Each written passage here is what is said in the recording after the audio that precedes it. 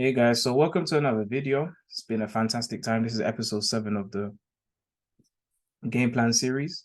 I'm excited to have all of you guys on.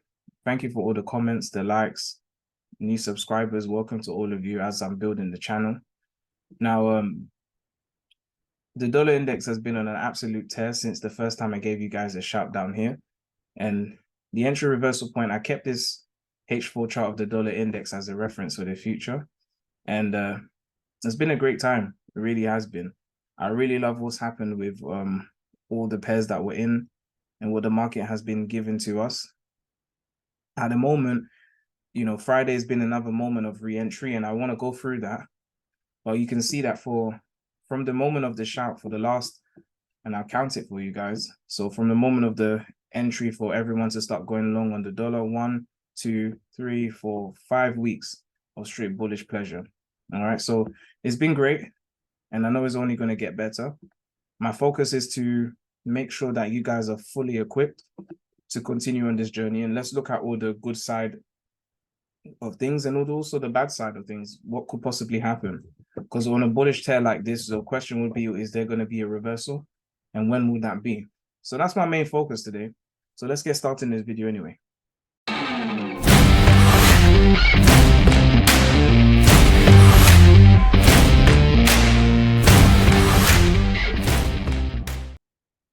Okay, so first thing I'll say when it comes to looking at the dollar index is that we're clearly bullish. If we zoom out a bit, which I always like to do, and I'll come back to the monthly here, even with this chart, I'll just Control B, Control A, delete all of that. If we go to where we're looking for, now we're getting towards the end of the month, which is key. And getting towards the end of the month, this is something from thinking as an institutional trader, I call this like a retail quant. The smartest thing that we can do is to always observe the beginning of new months and the end of new months, because there is a lot of transactions that usually take place. Now, for example, in the futures market, all right, usually the 30-day cycles of a future contract start and end with a new month. If you're on IC markets, which is something that I trade on, and the challenge account that I've been graciously flipping, all right, if I say so myself, has of course been a place that I take most of my trades, but it's also a place where I do look at futures from. Now, I haven't introduced the futures market onto this channel, but it is something that I do look at from time to time. It is of interest to me, so I like to look at it. Now, with futures markets, on IC market, every new month, we have a new futures contract for an asset. So I'll show you a quick example before I continue with why I'm saying what I'm saying. So if I go over to IC markets here, and I just scroll down here, all right, you'll see over here that we've got things like the US Treasuries, all right, 10-year bond notice, the 30-year Treasury notice, and it says over here, trade close. We also have trade close. And then you'll hear it says trade full, which means you can buy and sell on this market, for example, on other ones. Now, all of these in blue usually are futures. So cotton, coffee, cocoa, oil, okay, WTI, usually traded on as futures contracts. You can trade them as normal CFDs, but they're usually on futures contracts. Now, what that is and what that means, first of all, is that with futures in the market, they are contracts between a buyer and a seller for usually a certain commodity. I'll use the example that we have here of, let's say, cocoa. Cocoa as a key commodity and component for chocolate is traded on the futures market, which can be ranging from 1 year to 1 month, different, even longer sometimes, but usually futures contracts are around about 1 to 3 months. And what this does is simply was created to lock prices in to be favorable for both buyers and sellers. Let's say you have cocoa, and I'll just use a quick demonstration here. Let's say you have a buyer here. Let me just go over here. You're a buyer, okay? And you want to buy some cocoa. So let's just go over here.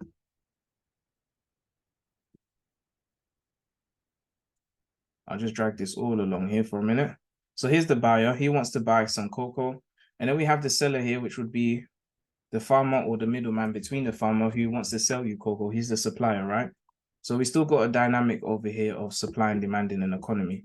Now, what it is here is that in this situation, when it comes to especially commodities, the price can be very volatile because things like commodities actually depend on not just the farmer, but the environment, which are things that are not completely in our control.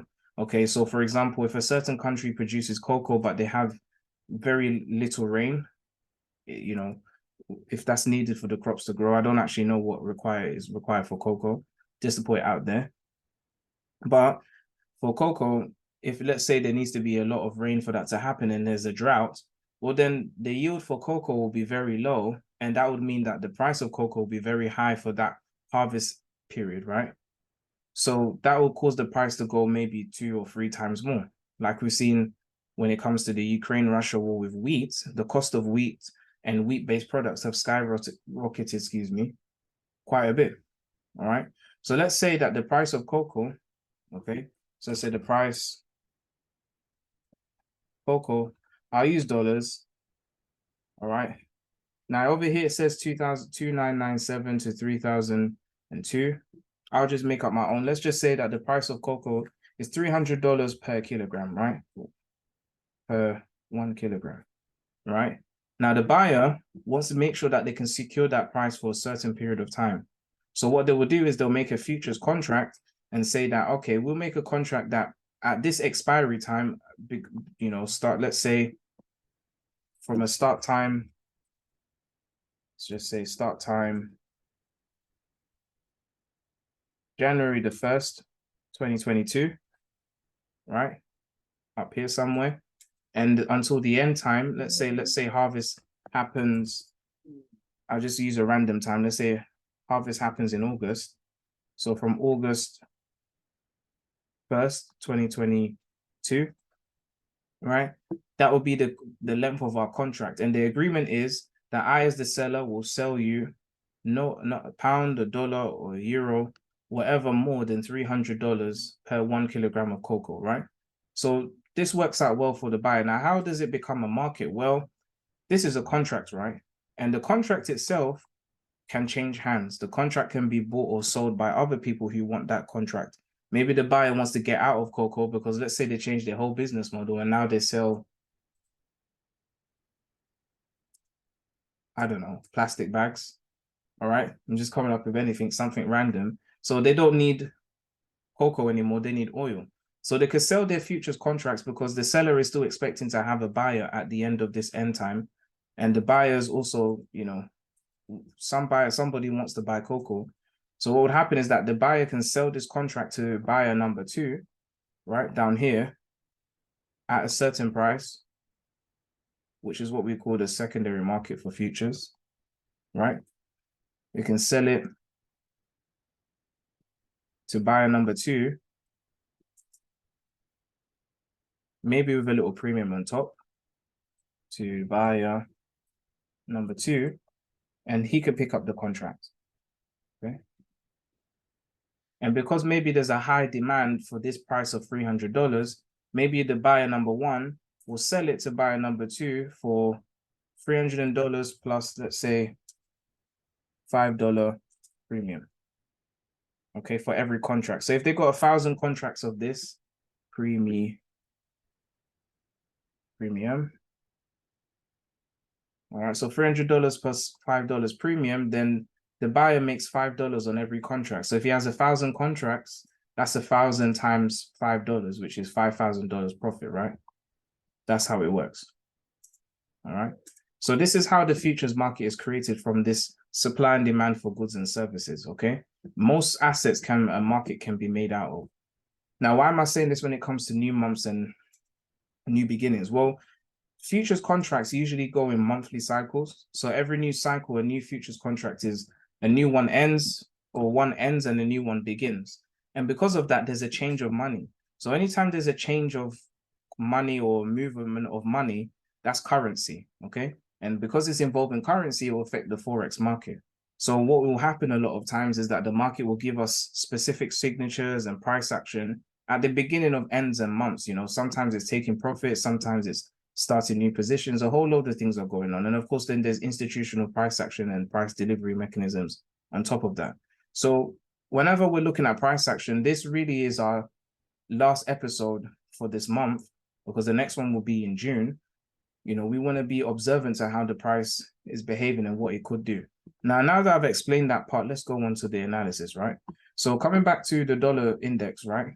We have, now forgive me for saying right many times, it's just the British London boy in me that keeps on saying right. I'll try to stop doing that. But anyway, we know that we have a monthly supply flip zone, which is a key area here. So monthly supply flip zone. Now, just to shout this out again, if you don't know what a supply flip zone is and you're quite stuck right now, please watch our 4-part series that we created called Institutional Price Action, and you'll be able to understand exactly what goes on in this video.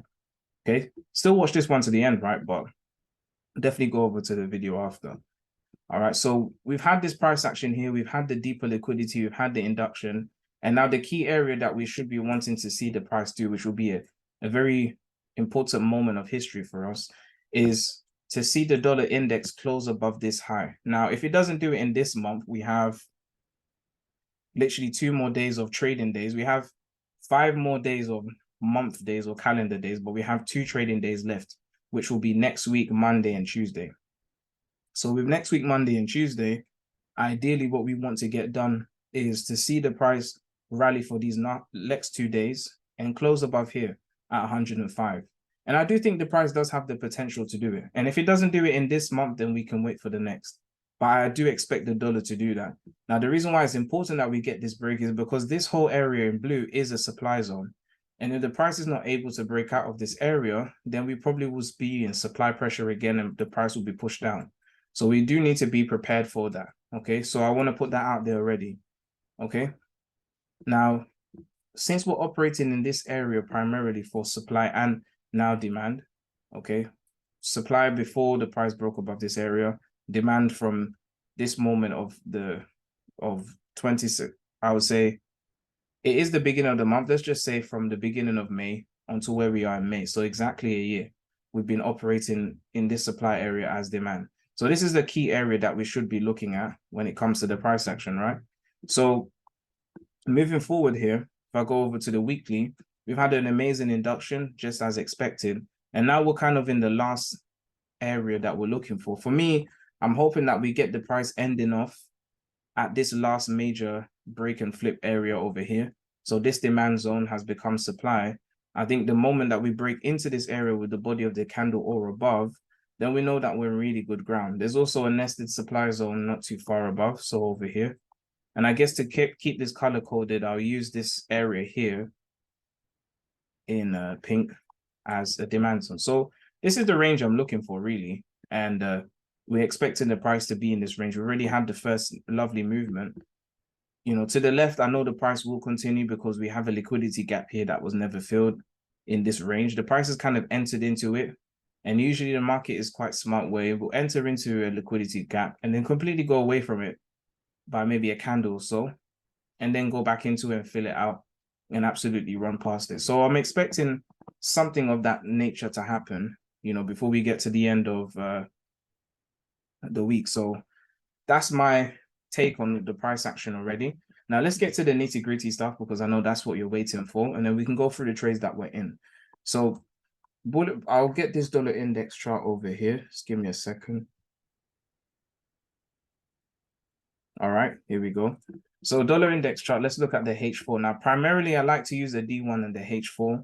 I think the monthly, weekly, and timeframes are quite established with you guys. And if not, then please go to the previous 2 episodes at least to find out what's going on, right? But I would say with the weekly and then going over to the daily, this is our scope of operation.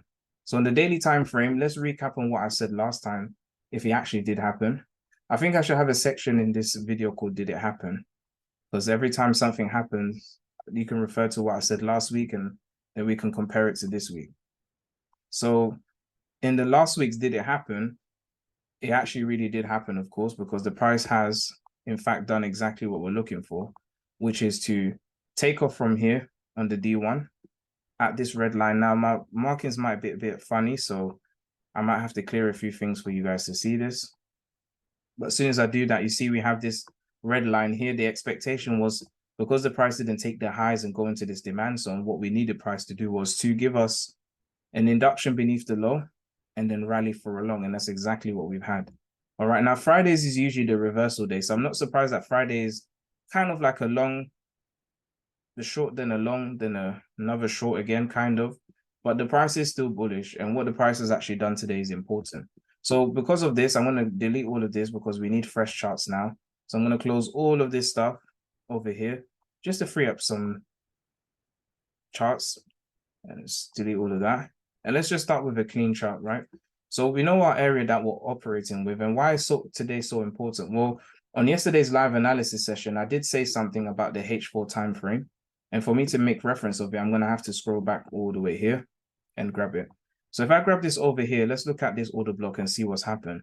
Now, first of all, the good news is that this order block has become an order block that we no longer pay attention to.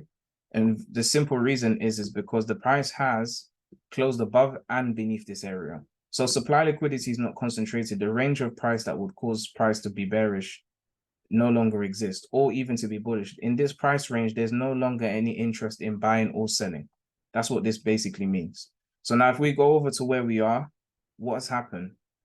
So we had a very interesting move. The expectation was yesterday that looking at this H4 area before the price kind of broke beneath, I was actually expecting the price to just get into this H4 area and continue. But the price actually did one better. Now, I was watching the price. I didn't just enter because the price was in the zone. I was observing of the time frame. Now, one of my good friends, trading friends, was looking for an entry on USD CHF, and the dollar index was kind of paired up with that to see what the price was doing. So if I was to map out the H4 area and we go to lower time frames for today, if I should drag this over here, when the price got into this area, which is this candle, this would have been a good buying opportunity based on what I told you. But if you notice, the price did something better, which is that it dropped even lower, seemingly random when you look at this chart until we mark it out, and then took off for a long, right? Looks random, but trust me, it's not. So what was the price actually doing? Well, the key thing here is to notice what the price was doing from the angle of the highs and the lows. So the low of yesterday, right, is actually over here. This is the low. Now, I may have to take off the period separators to get the right low, okay? So on this account, which I don't use much, right? I didn't trade on here because I never do. I don't even use it, but I just use it for the dollar index. So we have this low over here, right? And this low over here is the low of yesterday. If I do this, you'll see that what's actually happened is that we've had an induction. The price came exactly to the low of yesterday. So anybody buying, which is on the dollar index or any related pair, could have been potentially wiped out or had a pullback of a reversal that caused them to have to close their positions or be in a drawdown, which is what the market likes to do, right? Immediately after that, let's look at some timing in more detail. I'll need a 30-minute for this. Now, remember, we looked at the news outlook for tomorrow, and there was some high impact news for today, Friday. Now, looking at UK time, and this, when I'm speaking, I'm referring to UK time. So if you're wondering about the times I quote, I'm working with UK time and the market server time, which is 2 hours ahead. So when we had the price section that we had, let's look at what's happened. So at 1:30, and this is why I brought up the 30-minute candle, we had US news. We had US news to do with durable goods orders, excluding aircraft from the US. And all the results came out to be positive and better than expected. So what we did have as a reaction, and I can go down to the 15-minute here, is that the price already took the lows at the beginning of, I would say, the US session. Here is 12:30. US session for us in the UK starts at 12. So within the first 30 minutes, we had a spike down here. Price took the low. Then we had a second moment here at 1:15. Then the price came back one more time at 1:30 before evolving for a good long and spiking into this area and then continuing on for a long, right? This was what we had. Now, good thing is that because the price has taken the low, this is a really brilliant sign of continuation because of the induction that we had, because here it shows intention of, as we talked about in the price delivery mechanism, You can call it intelligent money, smart money, but ideally their intention to kind of wipe out traders' profit or stop them out, get rid of trailing stop losses also and things like that, and buy stops and sell stops.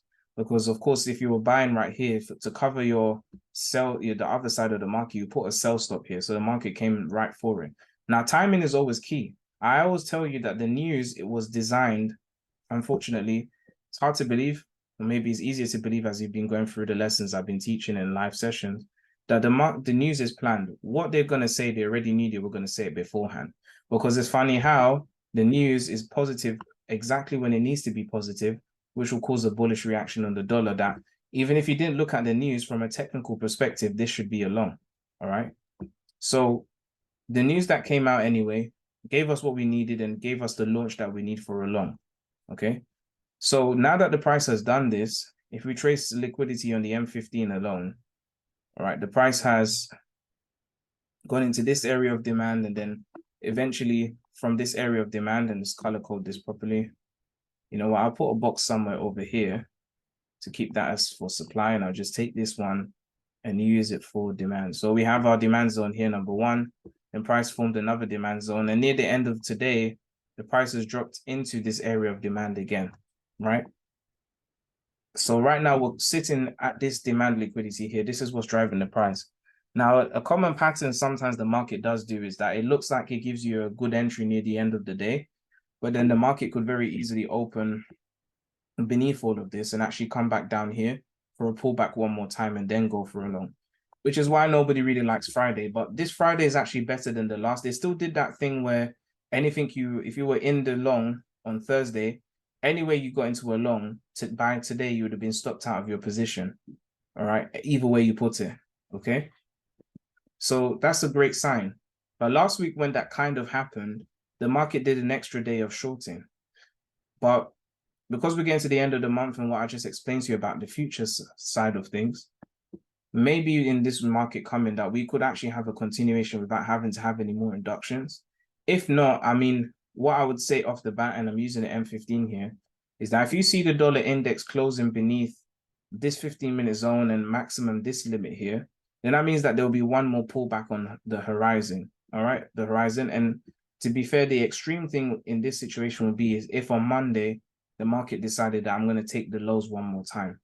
Okay, that's another scenario that we could have. Okay, I always never trust. I've learned my lesson. There's only been 3 times in the history of my trading for the last 7 years where the market has ended off a US dollar pair with the best entry that you could have gotten near the end of the day. It's very rare. It's happened once with gold in 2020. The best entry for probably one of the best longs of your life, if you got in where I was trying to get in, happened at 9 o'clock in the evening. And even when the market opened at 11 UK time, the price just continued from where it left off and just continued rallying. There was no induction, there was no manipulation, nothing, just off it went. Okay, and those are more historical moments. With the stock market, slightly different because of deals are sometimes done over the weekend. Sometimes you can get those Friday night trades you can hold over the weekend. When you come back on Monday, price is taken off by a bit. All right, but for currency, slightly different. Okay, it's a lot more manipulation that can be done. Okay, but we can focus on that another time. I can feel myself wanting to go down there, but let's stay on track. So this is where we are right now, the dollar index, and I do expect longs to continue. The mechanism of how the price could do it is very simply, at best, just continue long tomorrow. And when I keep saying tomorrow every single time, but it's actually Sunday night, 10 o'clock, or Monday, wherever you are in the world, or your Sunday night, basically. And then the second option is for the price to come back for a deeper pullback and come back to the original order block where price went off for a long from. And there's a few. You could actually use this over here if you wanted to as the bottom kind of range. Or if I drag this over here and I do this, or let me just copy this one here. You could use this area over here, this demand zone here, this demand zone order block over here. Now remember, the last exact candle is basically a doji, so you can take the last 2 candles here, in essence, or in this case, basically last 3, and use this as an order block to say, okay, well, even though the price is doing this, there is a potential it can come back here, right? And there is a potential for that. I do see that unfulfilled efficiency situation over here where the price could have come at least into the supply flip zone here and it didn't, which is something that makes me think that we probably might have that natural pullback moment and then it goes for a long, leaves a little liquidity gap and then goes on its way. And that can be a very possible option. All right. Now on Monday, I believe it is Memorial Day on the 29th in the US. So the markets will shut a bit early, okay? And the volatility might be a bit thin. So if you're thinking about, you know, positionings or sorting out your positions, then it might be better you do it somewhere around about now. But, you know, either way, just be prepared for what the market can do. Now, looking at the anatomy of the price on lower time frames, even down to the 1 minute, I do see a liquidity gap down here. We've got one over here and one over here, which are quite obvious ones, which makes me think the price may end up filling them and end up coming back here. So what I'm probably going to do for my own accounts is that any trades I've got in on re-entries within this week's trend, I'm probably going to close them and just bag the profit because the price is probably going to pull back down to those areas anyway.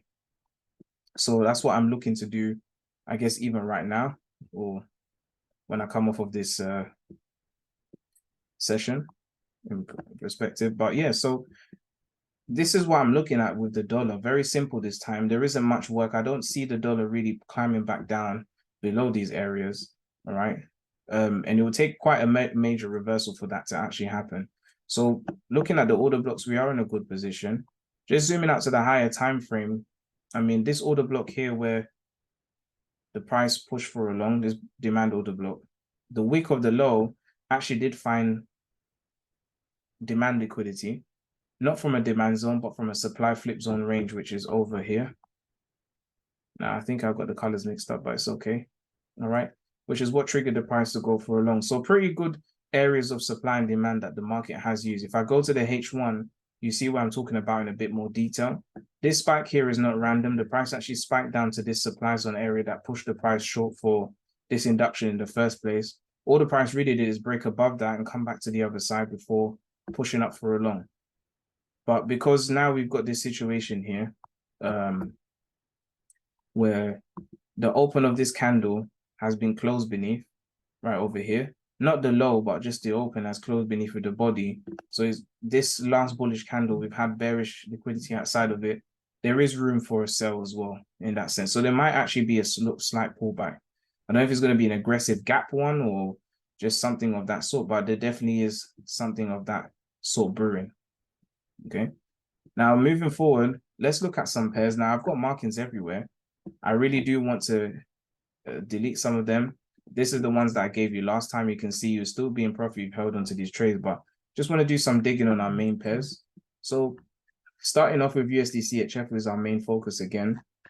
Now, the most successful way of trading for me personally is learning how the price delivery mechanism works first as a foundation, and then building your trading strategy on top of that.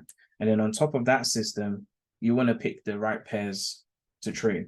And at the moment, major pairs are the main focus. And primarily for me, USD CHF is one of my favorite. I think it has some of the best price action out of all the majors to me personally, right? So we already know where our entries are. Most of our entries for USD CHF are here. And if you don't believe me, I'll just quickly go through it. So if I go to my other account, just one of the accounts I have, and I just quickly switch over, you'll see where we are. So you can see very small positions because this is the training account, teaching account, not my main accounts.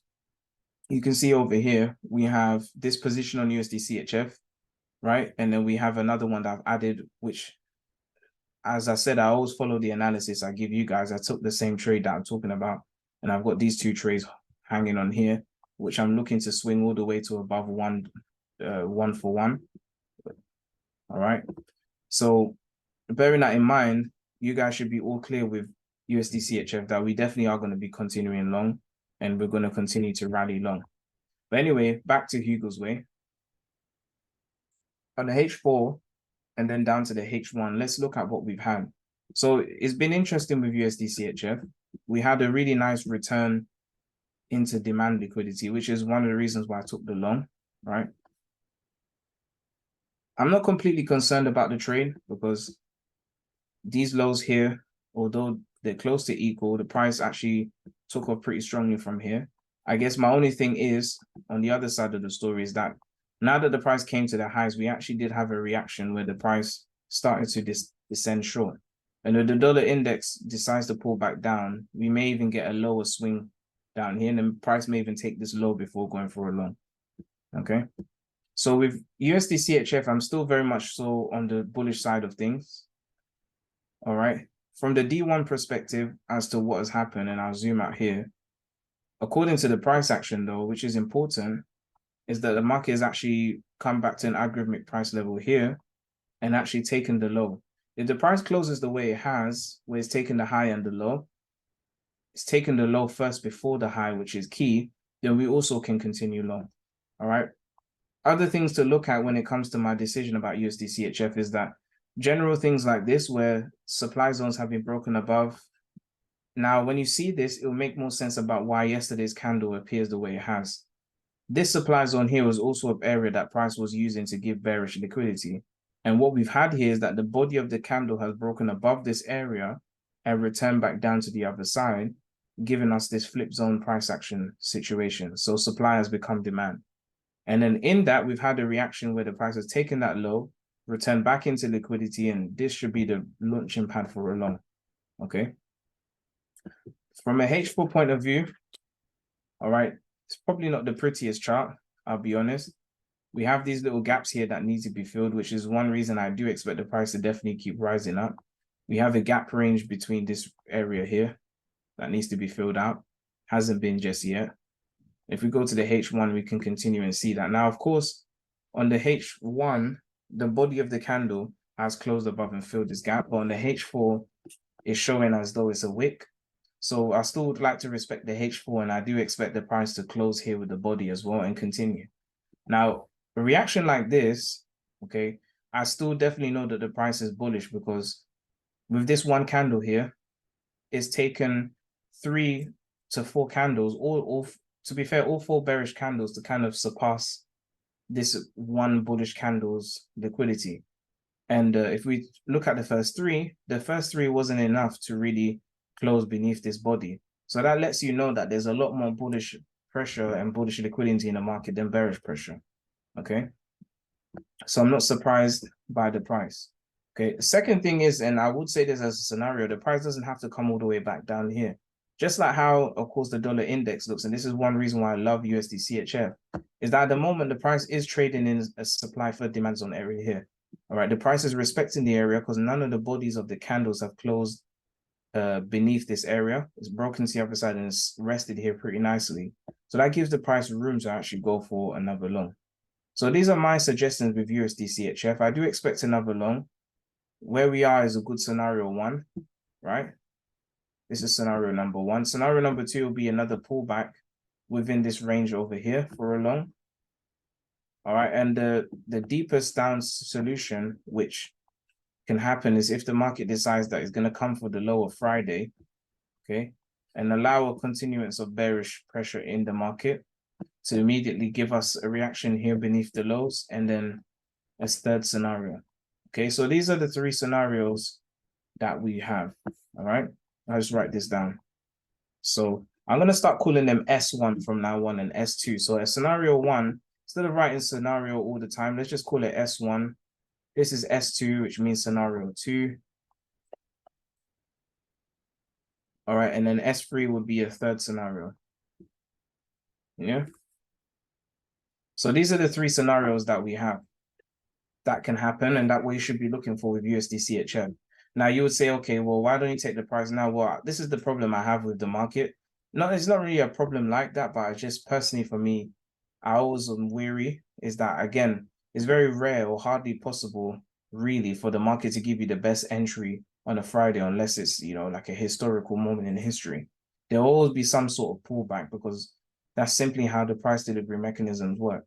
Okay, not to mention spread that could knock the price in many different directions. So even if this was to happen and price was to remain stable in here, still have to wait for the spread to calm down and make sure that the price is staying within the area before you take this trade. So I'm more proponent. I mean, I'm a proponent for scenario 2 to happen. Now, these scenarios are not in order all the time of which one's most likely to happen. This is just sometimes just going from left to right. Okay. So scenario 2 is likely. Scenario 3 is also another likely move the price can do. Scenario 1 is also likely. Okay. But I would say is the least unlikely to remain stable. Okay. If it's near the end of the day to take an entry. Usually when it's like that, it would break down a little bit more. But if it stays in here, then by all means take it. Okay. It's just, I think with this scenario, I'm putting it there because it is a possibility. And this might be a time in history where it happens again, where the actual entry is reaching right now. And if you hold on to it, spread doesn't do anything to you, it just continues going. All right. So that's USD CHF. Now, next is gold. Now, I have quite a few trades on gold. I've had some really fantastic trades on gold. I am in a drawdown with one trade, but again, I'll show you the trades I am in with gold right now for you to see what I'm doing. I think I should have come out of gold down here in this purple area, but I was doing something, so I didn't really pay attention to. But if I show you my gold trades, all right, so I have very surgical entries, if I'll say so myself.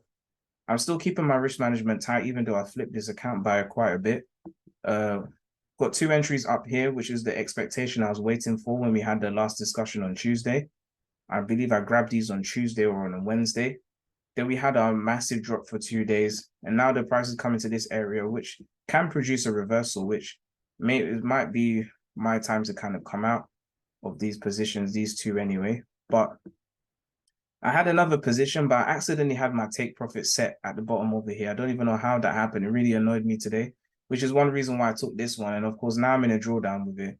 It's even more annoying to me because I don't know how I set a take profit there. That's nowhere near where my take profit is. But with gold anyway, I have some brilliant trades. I'll watch to see how the market opens next week. The great thing is, though, analyzing liquidity, this one bearish candle for the last 5 hours, the price has still not been able to really reach above this zone, which lets me know that bearish liquidity is still the strongest driving force in this market. The supply direction or the supply side of the market is a lot greater than the demand side. So I think that's maybe probably why I didn't really bother too much to close it when I should have, because I know that in the due course of time, price is going to push short again. And this is great to me. Okay, you can see this bearish candle here. We have 5 other candles within this area. 1, 2, 3, 4, 5. So 1, 2, 3, 4. And now we have number 5. And at 9 o'clock, we'll know whether the market is closing above or beneath it. Okay. So just seeing that one bearish candle, which means 1 hour of selling compared to 5 hours of buying just to reach the same range, lets you know that the liquidity and the supply side are both very strong. Okay. So when it comes to gold, what's my next kind of point of call? So I'll come back to Hugo's way. So what I'm looking for with gold, very simply, is these 2 things. So with gold at the moment, it's reached a key crossroad. There's still definitely room for the price to go short, because remember, we have, now go back to the D1, we have this liquidity gap here, this legendary one that needs to be filled. All right. We also have smaller ones along the way, like over here at 91917, that also needs to be filled. We have the liquidity pool down here at 1600 that needs to be filled. And then there's targets further down. But to keep it within the scope of reference we're looking for, great thing is that this buy order aggregate has completely almost, well, just most of it, if not all. The lows would have been this low, but the price hasn't reached here, has wiped out all of the liquidity that's here, which is perfect. Now, with that being said, we do need the price to enter down to lower levels of demand, okay, which is why I'm expecting another 300 or 400 pip move at least down to here before the price kind of loves a bit, before we get then the next major big move, which next week we have the NFP, so that would be great to go by. Now on the H4, when I'm looking at gold, where gold is hanging on right now is this area right over here, all right? This area on the of H4 demand is where the price has been operating most of its buy area liquidity for the last day or 2.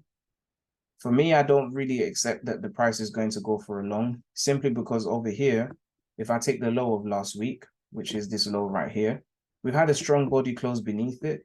Price has returned to the other side of it. And what we had price do was to look for and search pretty accurately an area of supply liquidity as a supply order block. So when the price closed here, we had that initial bounce yesterday. Price spiked into here and has continued going short. So my expectation is that the price should continue going to short into Monday. And the moment we have a H4 close beneath this area, then I know we'll have a free fall for about, 200 to 280 pips. All right. And with gold, that's really the focus.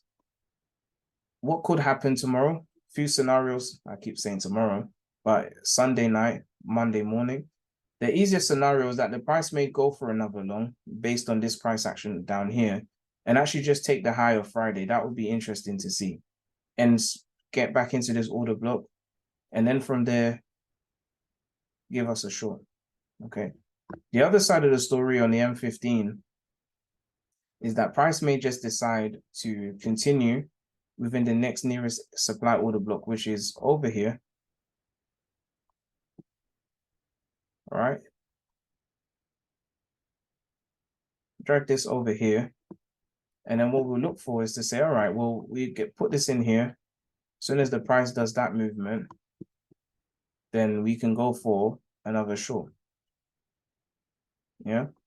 And from that point onwards, that will be another situation of going for shorting, right?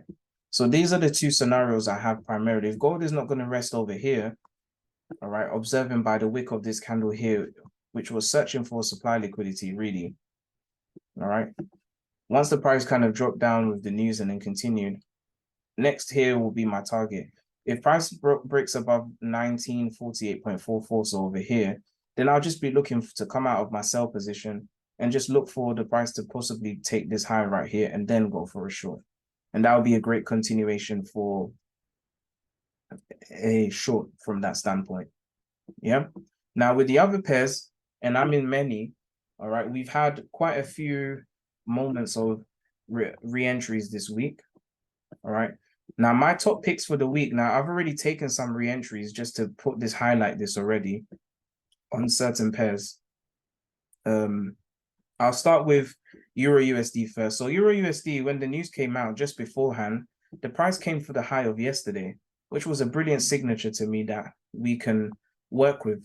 So again, I have entries. In fact, you know what? I'll switch over to IC markets so that you can see this in 4K.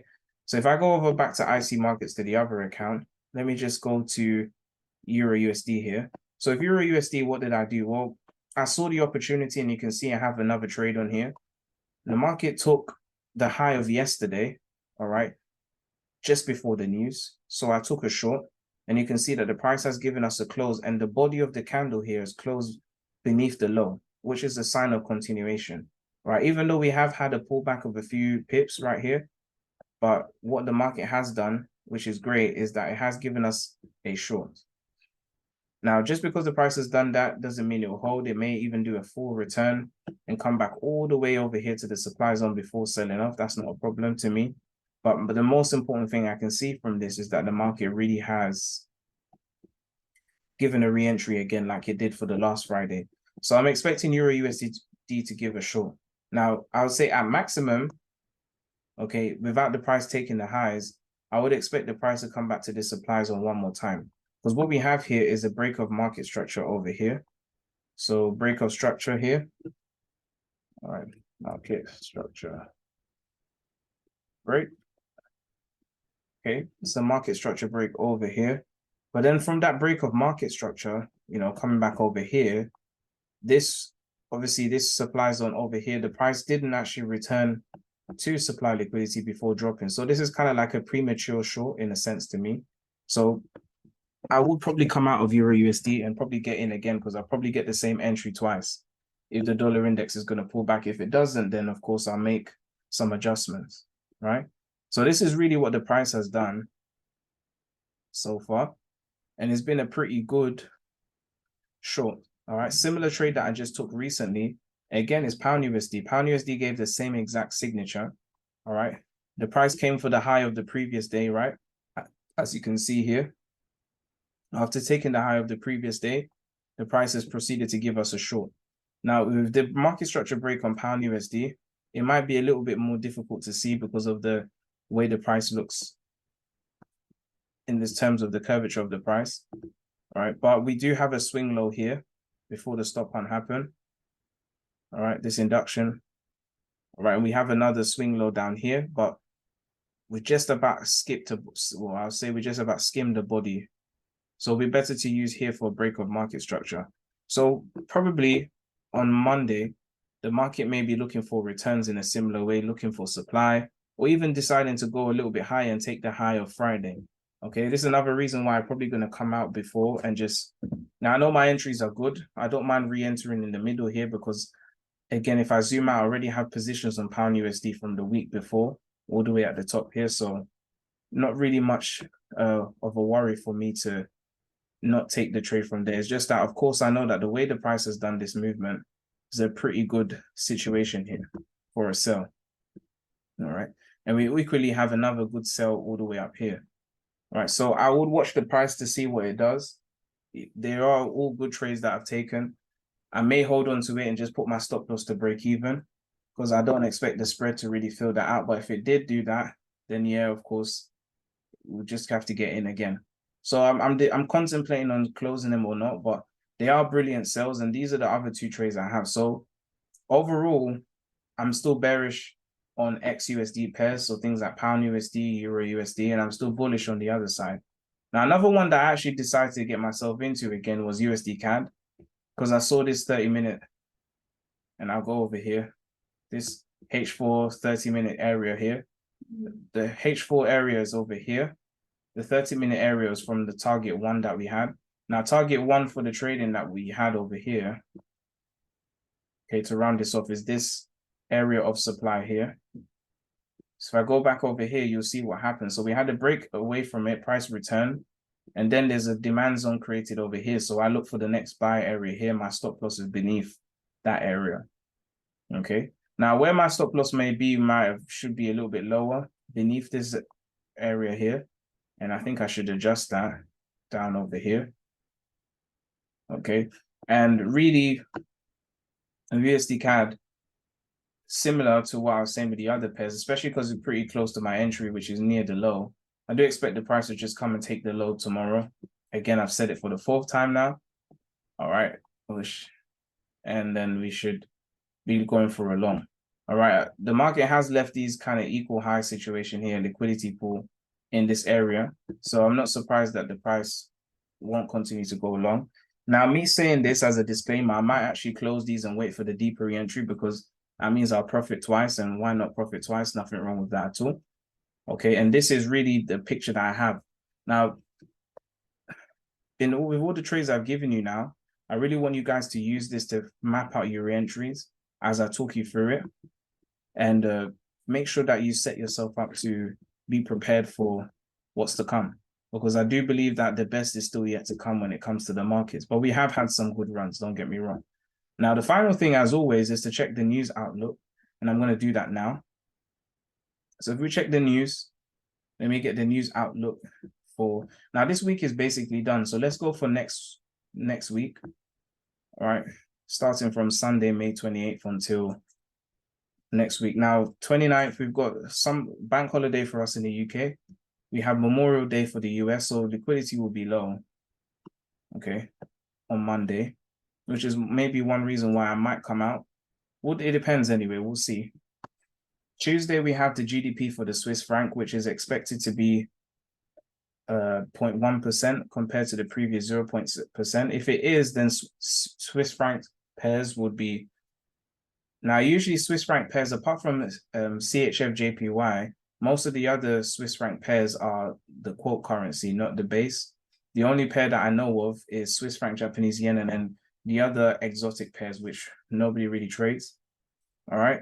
So if this is bullish, then what that will mean for USD CHF is that we have a continuation short. Now, if it's worse than expected, so if the GDP for Q1 for Switzerland is worse than the previous, so a negative number basically, and worse than the expected, then USD CHF will continue to fly through the roof, which is brilliant. All right.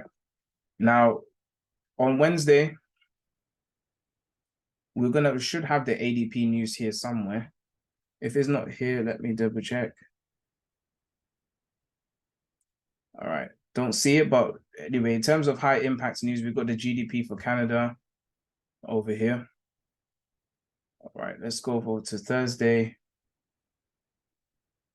Thursday, we have retail sales, European news, any US news. Okay, so the ADP is on Thursday, not Wednesday. Okay, in this case, so the ADP news is coming the day before the NFPs instead of on Wednesday, I guess, because Thursday kicks off the new month of June. So that means the ADP, obviously, this time will come on Thursday instead of Wednesday. All right. So we're going to have high impact news coming on Thursday, pretty heavy. And I'm sure the dollar index will be moving quite funnily beforehand. All right. On Friday, of course, we'll have the NFP news, which if it is bullish or bearish, it will cause massive swings in the market. Now, they might use the NFP news to kind of, I wouldn't say neutralize the bullish trend, but just kind of bring a rebalance to it. So with that being said, all right, we really need to see what the price is going to do, you know, over the next couple of days to make sure that we're in the right direction and come out if we need to at the right times. Now, judging from what we have here, as long as the dollar index stays within this demand zone range over here in the H4, we should be pretty much good to go for continuation long. So something of this sort where the price does this, comes back into demand liquidity and just continues to launch off, that would be absolutely brilliant for us to continue holding on to positions. All right, we need the price to go for a long, and we also need things like the NFP news to really push the price outside of our range of 103.112 to 103.373. Now, it's clear that there is a continuation, and of course, we need, again, to repeat, we do need a news level liquidity of high impact news from the US dollar to really push the price to somewhere favorable for us. Like the price gave us this favorable entry just this Friday. So let's see what the price is going to do. If the price does reach where we need it to, so for example, in this case, finishing off here, if I was to find a dollar index chart, I'll just take this, go to the dollar index over here. Yeah, if the price was to sustain the movement that we want, let's say that it gets to this area of supply flip zone before the NFP comes out, then I'll be looking for a sell. Now, usually as we look at price, there's always a few signs to let us know what direction the market would want to take.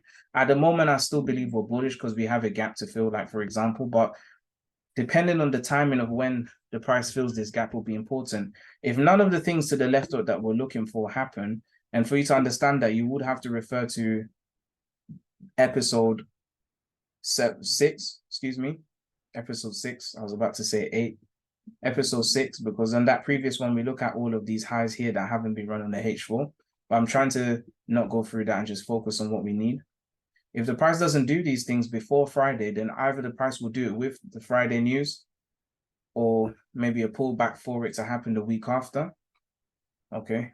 Or the price does it before the news, and by the time the news comes out, that will give us a rebalance kind of reversal, you know, in a healthy reversal in a, you know, only way up kind of trend that the market is showing at the moment.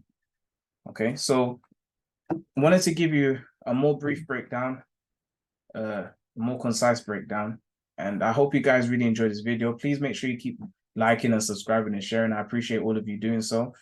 Make sure you share it with your friends and get this information out there so that it can help someone too. So I hope you guys really enjoyed this video. Let me know what you think about it. What can I improve on as well and do better? And until the next time, guys, I'll see you later. Take care. Enjoy the weekend.